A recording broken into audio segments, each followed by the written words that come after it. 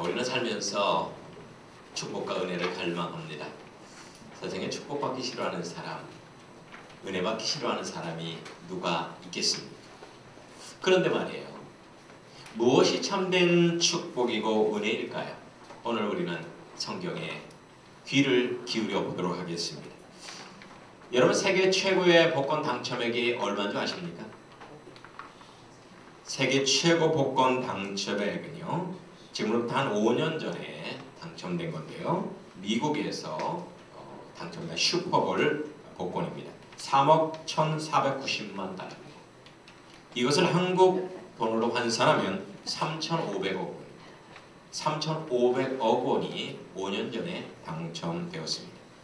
이 엄청난 복권의 당첨자는 사업을 하던 잭 휘테커라는 사람이에요. 잭 휘테커. 이 사람은 이 복권에 당첨되고 나서 펄쩍펄쩍 뛰면서 나는 세상에서 가장 축복을 받은 사람이라고 부르짖었습니다. 과연 그랬을까요? 그로부터 5년 후에 그의 은행 계좌는 텅텅 비었고 그는 빈털터리 거지가 되었습니다. 3,500억 원을 손에 쥐었던 그 사람이 5년 만에 빈털터리 거지가 되었습니다. 그는 복권에 당첨된 후에 전에 없었던 수없이 많은 사고를 경험해야만 했습니다. 돈 때문에 수억 많은 사기 사건에 연루되어 법정을 오갔고요. 복권에 당첨된 후 도박에 손을 대서 당첨금 대부분을 탕진했고요. 음주운전 폭행 사건 등으로 체포되기도 했습니다. 거기다가 자신의 스포츠카에 현금과 수표가 든 가방을 도난당하게 됐고요. 그리고 집에 수시로 도둑들이 찾아 들어왔습니다.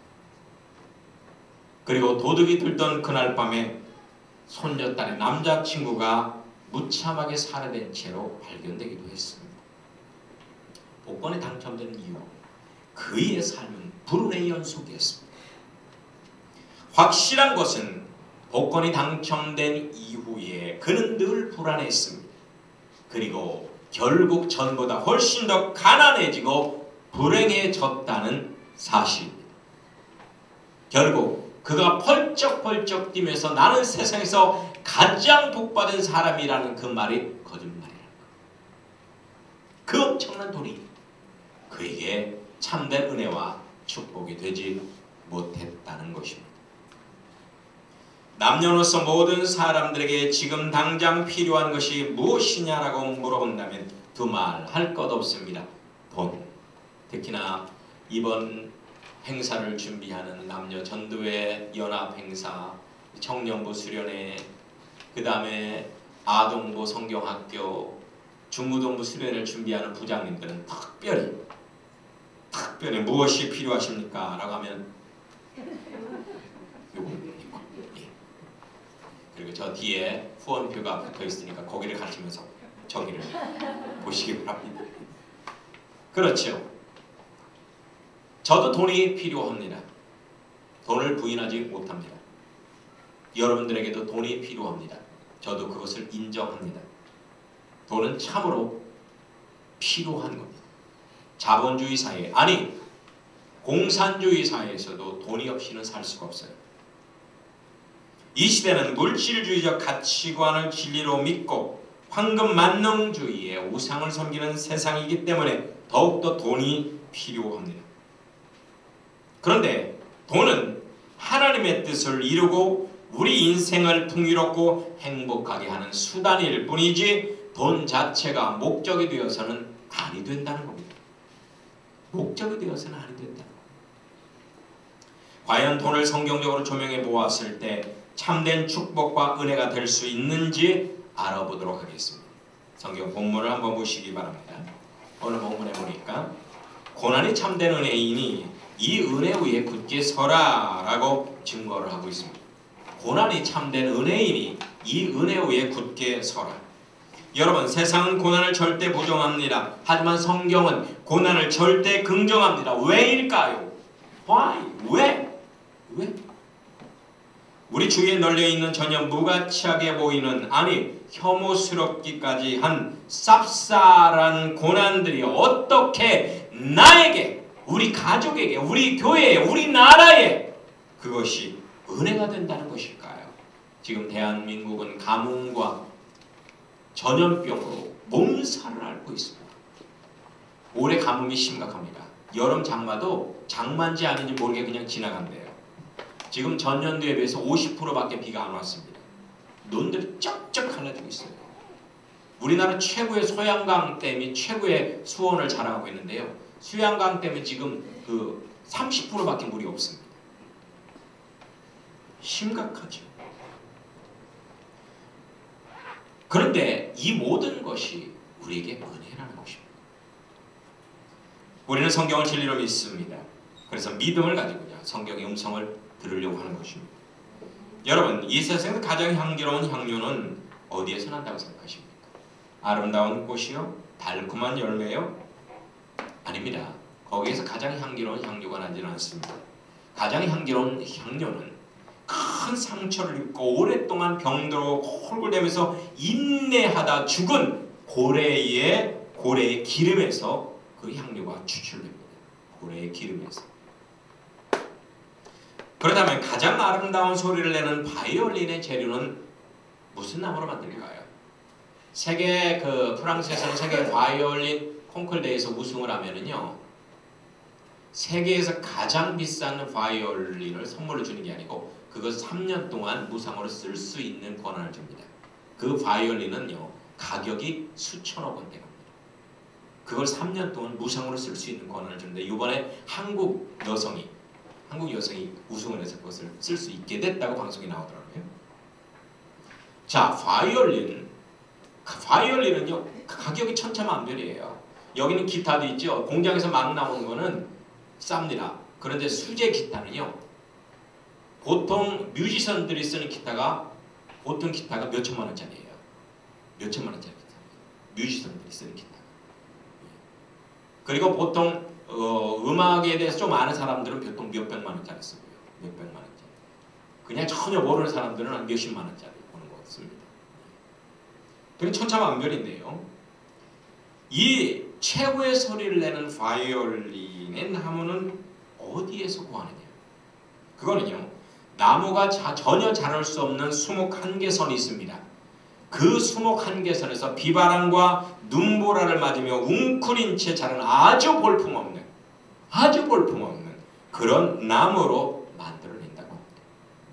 곧게 솟은 세콰이어 나무나 소나무 같은 걸로 만들진 않고요, 수목 한계선에서 아주 힘들고 어렵게 고난 중에 자란 아주 볼품없고 못생긴 나무, 그런 나무로 바이올린을 만든다고 합니다.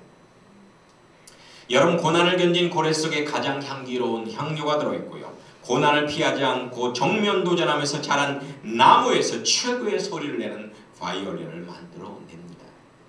이것은 고난이 우리의 삶에 어떤 가치를 주는가 극명하게 보여주는 자연적 진리라고 할 수 있습니다. 여러분은 달갑지 않은 불청객은 고난이 찾아올 때 어떻게 대처하십니까? 그 고난을 어떻게 생각하십니까? 물론 고난이 없으면 시험에 들지 않겠죠. 고난 때문에 시험에 들고 괴로워하면서 불행의 늪으로 우리는 빠져 들어가기 때문입니다. 걱정과 이웃과의 불편한 관계, 두려움, 질병, 사고, 무기력, 고독감, 성격으로 인한 왕따, 응답받지 못하는 기도, 재능의 부족, 늙어가는 것, 경제적인 궁핍, 증오와 중상모략, 이런 모든 것이 봇물 터지듯 우리에게 몰려올 때 할렐루야 라고 외치는 사람, 그렇게 반기는 사람은 없어요. 없습니다. 그럴 때 우리는 어떤 반응을 보이죠? 우시 이런 반응을 보입니다.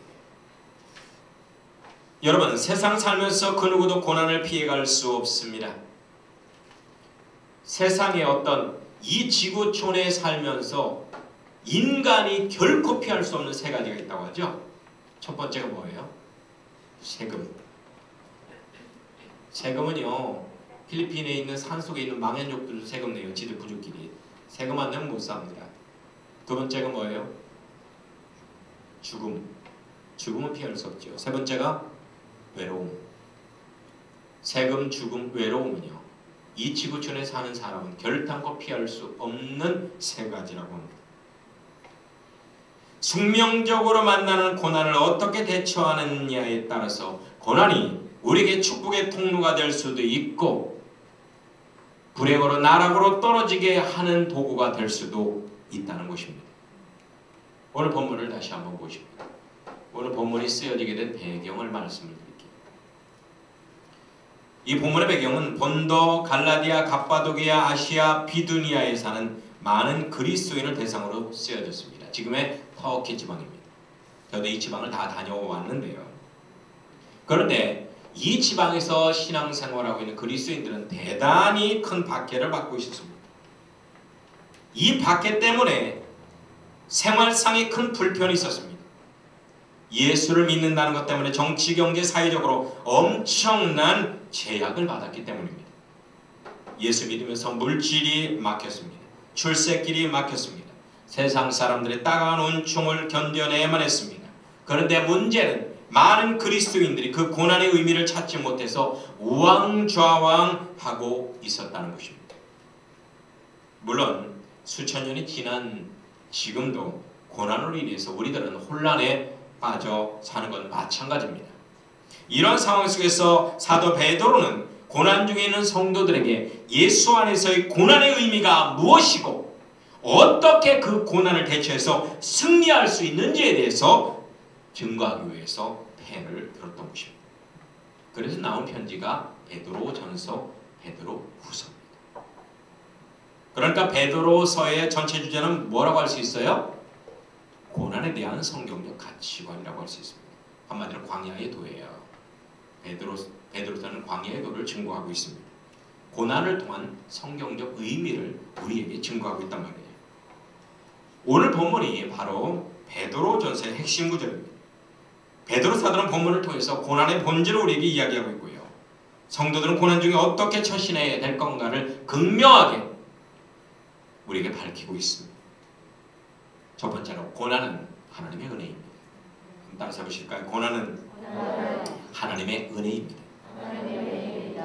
하나님께서는 예수님을 믿음으로 자녀된 우리에게 두 종류의 축복, 두 종류의 은혜를 주십니다. 첫 번째가 달콤한 은혜예요.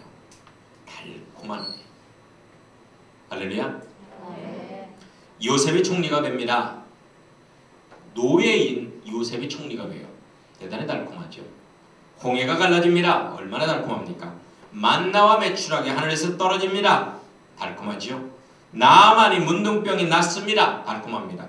오병이어의 기적이 일어나서 수만 명이 배불리 먹습니다. 달콤합니다. 한마디로 범사가 잘 되고 강공케 되는 축복, 이것이 바로 달콤한 은혜입니다. 그런데 이 은혜는 정욕을 가진 모든 인간들이 좋아하는 은혜입니다. 세상 사람들은 더 좋아하는 은혜가 바로 이 은혜입니다. 대부분의 사람들이 교회에 오는 것도 이 은혜의 금맥을 찾으려고 오는 경우가 많습니다. 이 은혜의 금맥을 찾으려고 교회에 와요. 유명 간증자들이 예수 믿고 복 받았다고 간증하는 그 복이 바로 이 복입니다. 달콤한 복이에요. 달콤한 복. 여러분, 간증하는 사람치고 물질적으로 힘들어하고 병들어 골골거리고 이런 상태에서 간증하는 사람 봤습니까? 없지요. 병 나은 사람, 물질적으로 풍요로운 사람, 이런 사람들이 간증해요. 두 번째가 씁쓸한 은혜입니다. 씁쓸한 은혜. 요셉이 노예로 팔려갑니다. 성범죄자로 낙인 찍혀서 감옥에 갇히죠. 씁쓸합니다. 욥의 모든 재산과 자녀가 한순간에 사라져버립니다. 씁쓸합니다. 베드로가 파산했습니다. 씁쓸합니다. 바울은 삼중구의 육체에 가시가 박혀서 고통을 당합니다. 씁쓸합니다. 하지만 요셉이 애굽에 팔려갔기에 총리가 될 수 있었던 거고 욥의 재산을 다 잃었기 때문에 귀로만 듣던 하나님을 눈으로 보는 알곡 성도가 될 수가 있었고 베드로가 파산했기에 마음이 낮아져서 예수님의 말씀을 듣고 제자가 될 수 있었습니다. 씁쓸하지만 당장은 힘들지만 결국 내 영혼의 유익이 되고 내 인생을 풍요롭게 할 수 있는 축복이 바로 씁쓸한 축복입니다. 사실상 이 씁쓸한 은혜는 고차원적인 은혜예요. 은혜 위의 은혜입니다. 그래서 본문에서는 이 씁쓸한 은혜를 뭐라고 표현하고 있어요? 참된 은혜, 참된 은혜라고 표현하고 있습니다. 우리는 어렸을 때 말랑말랑하고 달콤한 것을 찾습니다. 어린아이들이 제일 좋아하는 게 메시멜로우예요. 메시멜로우를 한국 어린이들은 잘 모르겠습니다만 서양 어린이들은 그걸 제일 좋아합니다. 메시멜로우가 뭐로 만들었냐면 돼지 껍데기랑 그 설탕 범벅이 돼서 만드는 게 메시멜로우거든요. 여러분 초코파이 사이에 들은 거 있죠? 그거 돼지 껍데기예요. 돼지 껍데기. 그 주재료 돼지 껍데기. 그리고 그게 상당히 칼로리가 높습니다. 하나 정도는 괜찮아요. 다음에 여러 개 드시면. 자, 그런데요, 우리가 어른이 된 후에 씁쓸하고 단단한 것을 찾아요. 왜 그런지 모르겠어요. 왜냐하면 살면서 경험을 해보니까 씁쓸한 것이 몸에 더 좋다는 걸 알게 돼요. 그리고 단단한 것을 먹으면 씹는 재미까지 있습니다. 씹는 재미까지 있어요. 그렇죠? 물렁물렁한 거는 씹는 맛이 없어요. 근데 단단한 것은 씹는 맛이 있어요. 우리들 중에서 칭찬이나 위로, 축복 같은 달콤한 것만을 찾는 사람이 있다면 그 사람은 아직까지 영적으로 미성숙한 사람이에요. 하지만 책망이나 무관심, 고난 중에도 굳건하게 사명을 감당하며 좁은 길을 의연하게 걷는 사람이 있다면 그 사람은 영적으로 장성한 사람, 영적으로 성숙한 사람이라고 할 수가 있습니다. 그렇다면 왜 씁쓸한 고난이 참된 은혜가 되는지 성경적 이유를 알아보도록 하겠습니다. 하나님은 고난을 통해서 우리와 교제하고 찬양받기 때문입니다. 고난을 통해서 우리와 교제하고 찬양받기 때문에 참된 은혜가 되는 거예요. 이사야 43장에 보니까 이 백성은 내가 나를 위하여 지었나니 나를 찬송하게 하려 함이니라 이렇게 증거합니다. 타락한 인간은 범사가 형통하면 정욕에 도취되어 결탄코 보이지 않는 하나님의 나라를 찾거나 찬양하지 않습니다. 형통하면 할수록 감각적이고 물질적으로 변하는 것, 그것이 우리 인간의 본성이란 말이에요. 하나님은 신령하신 분인데 정욕으로 충만해지면 어찌 하나님을 찾거나 경배할 수 있겠습니까? 인간이 선택한 선악과는 하나님과 상관없는 물질적 형통함이라고 할 수 있습니다. 신령한 행복을 상실한 인간들은 자연스럽게 바알신이나 아세라신 같은 우상을 섬깁니다. 하나님을 빙자한 금송아지를 만들어 섬긴다는 말이에요. 고난 없이 형통한 가운데 거하는 인간들의 위선적인 신앙생활에 대해서 하나님은 이렇게 우리에게 말씀하십니다. 이사야 29장에 보면 이 백성이 입으로는 나를 가까이하며 입술로는 나를 공경하나 그들의 마음은 내게서 멀리 떠났나니 그들이 나를 경외하면 사람의 계명으로 가르침을 받았을 뿐이다. 여러분, 고난을 통해서 심령을 가난하게 됩니다. 고난을 통해서 하나님의 영상으로 재창조될 수 있다는 말입니다. 이것을 광야의 도라고 하는 거예요. 고난을 통해서 심령이 가난하게 되고 하나님의 영상으로 재창조되는 이 원리를 광야의 도라고 합니다. 이 원리에 순응하며 사는 삶을 생활 영성의 삶이라고 하는 거예요. 여러분, 고난은 하나님과 연결된 탯줄입니다. 이것으로 하나님의 말씀과 빛과 은혜와 능력과 사랑이 우리에게 공급되는 것입니다. 고난 없이 완성되는 천국은 허상일 뿐이에요. 성경이 증거하는 참된 천국은 척박한 광야의 과정을 통해서 건설되어져야만 합니다. 하나님은 인격적으로 만나야만 신령한 교제가 가능하고 하나님의 진가를 체험함으로써 하나님을 찬양할 수 있는 겁니다. 이런 모든 것이 고난을 통해서만 가능하다는 겁니다. 할렐루야. 네. 두 번째로, 하나님은 고난을 통해서 우리 영혼을 새롭게 하기 때문에 고난이 참된 은혜라고 하는 거예요. 시편 119편에 보면 고난당하기 전에는 내가 내 욕심대로 살았으나 고난을 통해서 연단받으니 이제는 주님의 뜻에 순종하게 되었나이다. 이렇게 증거합니다. 시편 기자는 고난당하기 전에는 자기 정욕만을 추구하는 나약한 영혼을 가졌어요. 우리들처럼 말이에요. 하지만 고난을 겪고 난 후에 자기를 부인하고 딱딱한 하나님의 말씀까지도 지킬 수 있는 강건한 영혼으로 새롭게 탈바꿈되었다는 겁니다. 무엇을 통해서요? 고난을 통해서. 이렇듯이 고난은 우리 인생을, 우리 가정을, 우리 영혼을 새롭게 하는 묘한 능력이 있습니다. 이것을 십자가 효과, 광야 효과라고 하는 거예요. 이것은요, 경험해 본 사람만이 알 수 있는 사실입니다. 헬스해 보신 분들은 아실 겁니다만 우리 신체에 지방이 빠지고 근육이 생기게 하려면요, 그 부분이 아플 정도로 운동을 해야 되고요, 숨이 탁 막힐 정도로 뛰어야 돼요. 숨이 막힐 정도로 유산소 운동을 해야 되고, 이 근육이 정말 얼얼하고 아플 정도로 근육 운동을 해줘야만 지방이 빠지고 근육이 생겨요. 미국 알래바마 주의 엔터프라이즈라는 작은 도시가 있었습니다. 그 도시의 동네 재판소 앞에는 다음과 같은 비석이 세워져 있습니다. 우리는 오랜 옛날 목환을 갉아먹었던 벌레들에게 감사를 표합니다. 이 벌레는 우리들에게 번영의 기회를 주었고 하면 된다는 신념을 주었습니다. 목화 벌레들이요, 다시 한번 그대들의 노고에 감사를 드립니다. 이게 무슨 말일까요? 목화벌레에게 감사를 하고 있다는 거예요. 이게 무슨 말이에요? 사연은 즉슨 이렇습니다. 1800년대 말까지 이 마을은 목화를 재배하면서 근근히 먹고 살았습니다. 그런데 1895년에 난데없이 나타나는 목화벌레 때문에 목화는 큰 타격을 입었고 사람들은 일터를 잃고 슬픔과 배고픔을 맛보아야 했습니다. 하지만 그대로 주저앉아 있을 수는 없었어요. 누가 먼저 할 것도 없이 사람들은 하나씩 위기를 극복하고자 모여들었습니다. 그리고 새로운 도전에 대한 이야기를 했고, 여기서 포기하면 안 됩니다. 하늘은 분명 스스로 돕는 자를 도울 겁니다. 새로운 작물을 알아보아 심읍시다. 그래서 결국 병충해에 강하고 척박한 땅에서도 잘 자랄 수 있는 땅콩을 심기로 했습니다. 그런데 이게 웬일입니까? 땅콩 농사가 번창한 거예요.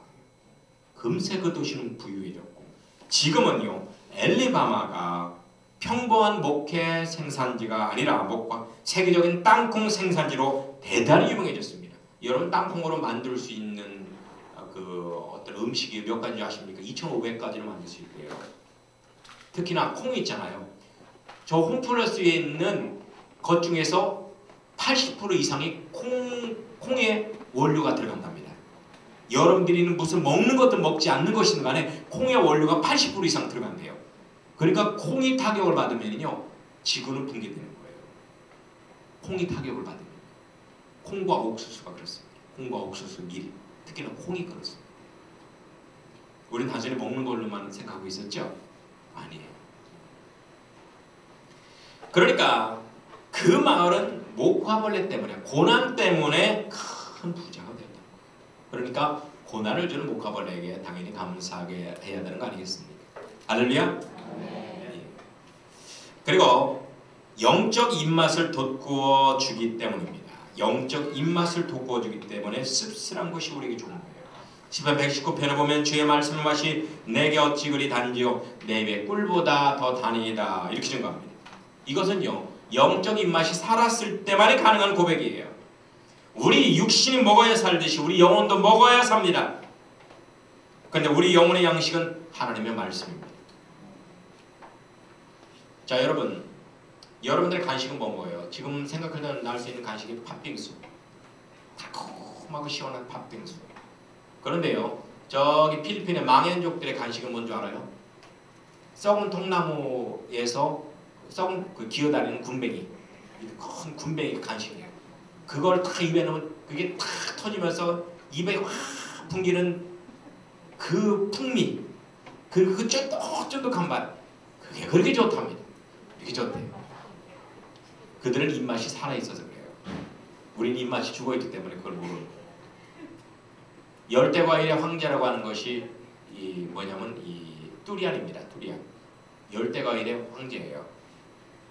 이 뚜리안은요, 필리핀 사람들도 못 먹습니다. 비싸요. 그거 하나에 몇만 원 가요. 그 사람들 한 달 월급이 많아봤자 4, 5만 원밖에 안 되는데 그 2, 3만 원 되는 뚜리안을 어떻게 사 먹습니까? 그러니까 필리핀에서 부자들만 먹는 거거든요. 서민들은 맛도 못 봐요. 그런데 제가 처음에 가서 뚜리안을, 그 선교사님 비싼 걸 사오셨더라고요. 뚜리안을 딱 먹는 순간 어떤 느낌을 받았냐? 똥을 입속에 넣은 듯한 느낌을 받았어요. 그 향기며 그 감촉이 완전 똥을 입속에 넣은 것 같더라고요. 근데 처음에 그런데 두 번째는 그저 그러고 세 번째부터는 중독이 되는데요. 그 향만 맡아도요, 안 먹고는 못 배우겠어요. 얼마나 맛있는지. 입맛이 살아나니까. 그렇죠? 입맛이 죽었을 때는 똥 같더니 입맛이 살아나니까 세상에서 가장 맛나는 과일이 됩니다. 여러분, 우리 육신은 하루에 3끼 이상 먹어야 되시, 우리 영혼도 하루에 3끼 이상, 3번 이상 성경 말씀을 먹어야 합니다. 그런데 우리는 일주일에 설교 말씀 한 번 먹는 것으로 간신히 영적 생명을 지탱해 나가고 있는 실정이죠. 그러다 보니까 영적 입맛을 잃어버렸습니다. 말씀에 대한 갈증이 사라져 버렸습니다. 성경을 읽어야 하는데 성경 몇 구절만 읽으면 졸음이 옵니다. 따분해져서 못 읽습니다. 이럴 때 필요한 것이 뭐냐? 고난이라는 쓴박입니다. 고난이라는 쓴박. 쓴박이는 언제 먹습니까? 입맛이 없을 때 먹어요. 저는 어렸을 때 여름 되면은 꼭 어떤 우리가 와상에 앉아서 저희 어머니가 이 쌈 썰 때 쓴박이를 몇 개를 얹어서 주는데요. 저는 저희 어머니가 너무 미웠어요. 엄마는 왜 이렇게 내가 싫으면 싫다고 하지 이 쓴 걸 나한테 먹여주나, 그렇게 미웠습니다. 그래서 꼭 입에 넣었다 쓴박이 꼭 빼갖고 먹었어요. 근데 지금 알겠습니다. 지금 이 쓴박이를 먹으면요 입맛이 돌아와요. 입맛이 돌아와요. 여러분들 입맛 없을 때 씁쓸한 걸로 한번 쌈 싸서 드셔보세요. 쓴박이라든지 아니면 고들빼기 같은 거 한번 드셔보세요. 먹고 나면은요 이상하게 입맛이 돌아옵니다. 고난도 마찬가지입니다. 그 맛은 쓰지만 잃어버린 우리의 영적 감각을 되돌린다는 겁니다. 도통 말씀이 은혜가 안 되고 기도하기가 버겁고 찬양이 짜증이 나고 봉사가 귀찮으신 분은 반드시 쓴박이와 같은 고난을 사모하시기 바랍니다. 그 고난이 여러분의 영적 입맛을 회복시켜 줄 믿습니다. 아멘. 마지막으로 은혜 위에 굳게 서시기를 축원합니다. 영적으로 장성한 신앙인과 그렇지 못한 신앙인의 차이는 고난을 대하는 자세에 있습니다. 알곡 신자는 고난 앞에 당당합니다. 그런데 축정이 신자는 고난을 회피하고 몸부림칩니다. 고난의 햇살 가운데 인내한 성도만이 열매를 맺을 수가 있다는 거예요. 인내하지 않으면 열매를 맺을 수 없습니다. 그래서 고난의 은혜 위에 굳게 서기 위해서 우리가 해야 될 게 있어요. 한번 따라서 해보십시다. 고난이 올 때 하나님이 하셨구나. 하나님이 하셨구나라는 믿음으로 받아들여야 됩니다. 고난을 주신 하나님은 나를 정말로 사랑하는 따스하신 아버지입니다. 고난은 우연이 아니에요. 하나님의 가혹한 징벌도 아닙니다. 나에게 영원한 축복을 주기 위한 하나님의 섭리입니다.